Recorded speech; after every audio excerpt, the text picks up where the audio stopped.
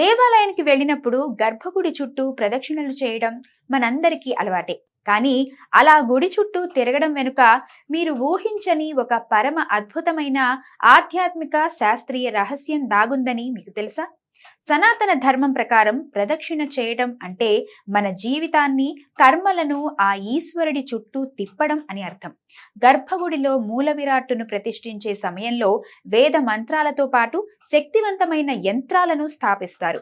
దీనివల్ల ఆ ప్రాంగణమంతా ఒక దివ్యమైన అయస్కాంత శక్తి కేంద్రంగా మారుతుంది.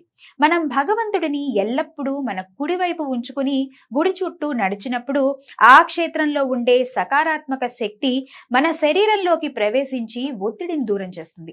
ప్రదక్షిణ చేసేటప్పుడు ఒళ్ళంతా వంచి వినయంతో నడవడం వల్ల మనలోని అహంకారం పూర్తిగా శూన్యమైపోతుంది.